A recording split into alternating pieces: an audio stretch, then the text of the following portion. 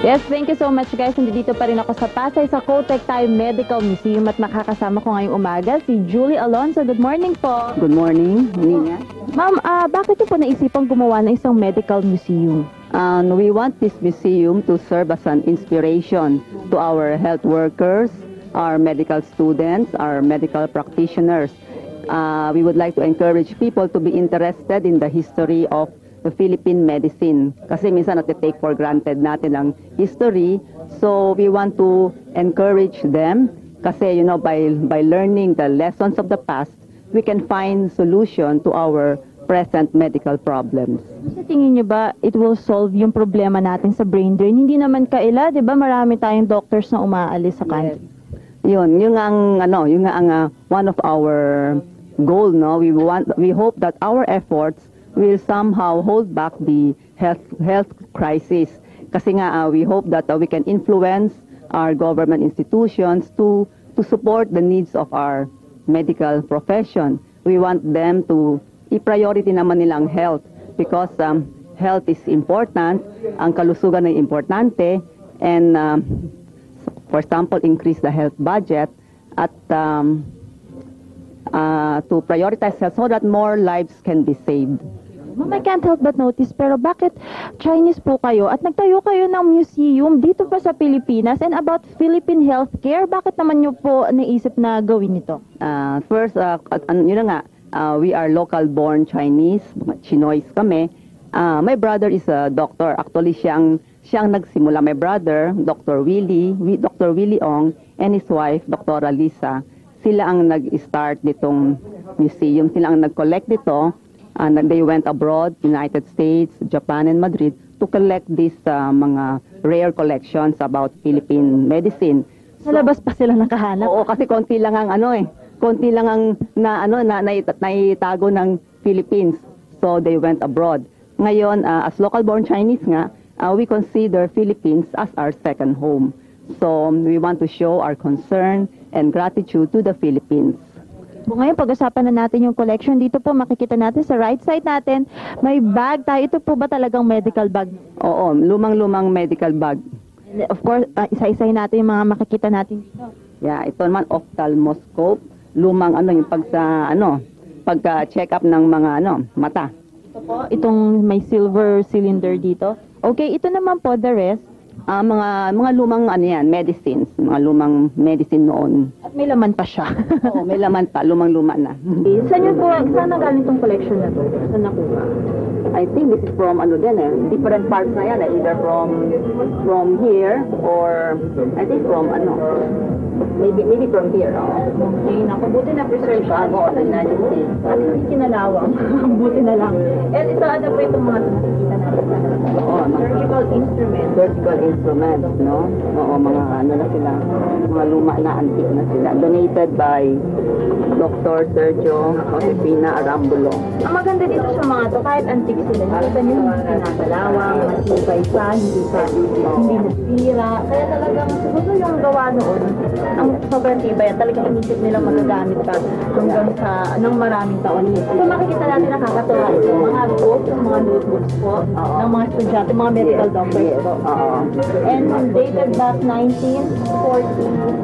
O, diba? Ito yung mga kauna-unahan natin doktor at babae pa siya. Nita Pardo de Salvera, babaeng doktor ko noong 1990. O, biro nyo pa naman. Sa UP siya. University of the Philippines.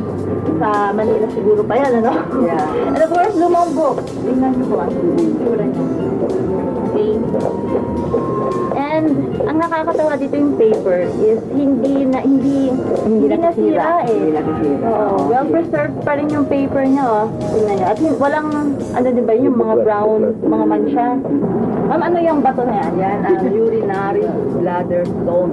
Yan ay nakuha pa sa tiyan ng Akala ko yung pasyente.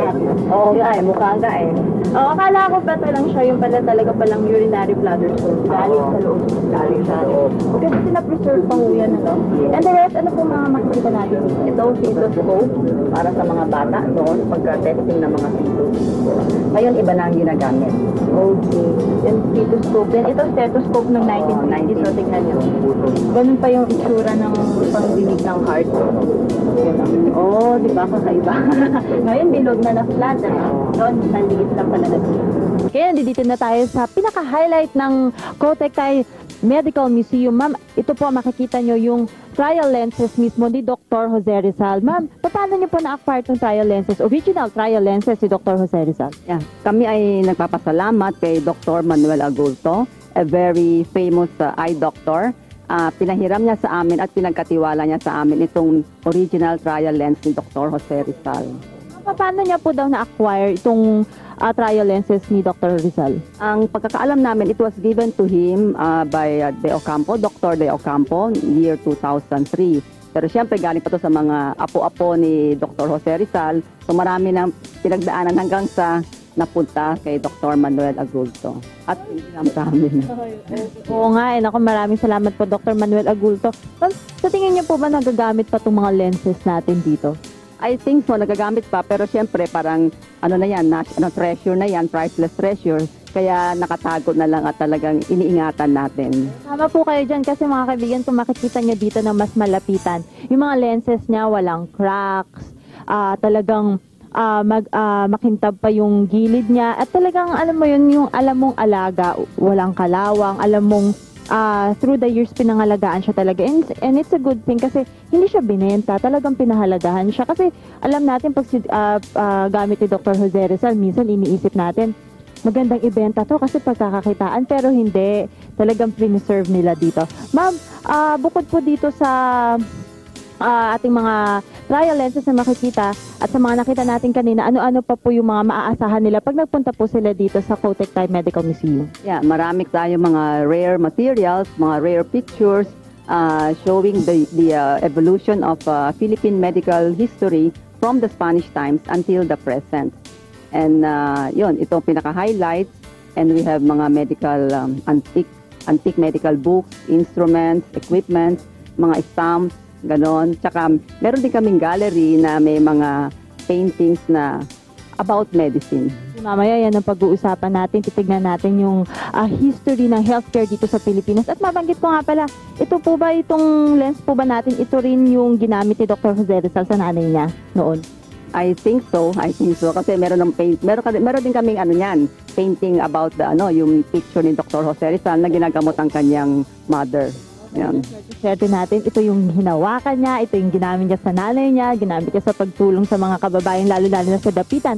Napakaswerte talaga at napaka-educational kung pupunta kayo dito sa Cotacaigay Museum along Pasay. Well, mamaya, marami pa tayong pag-uusapan, kaya dyan lamang po kayo. For the meantime, magbabalik po ang The Morning Show.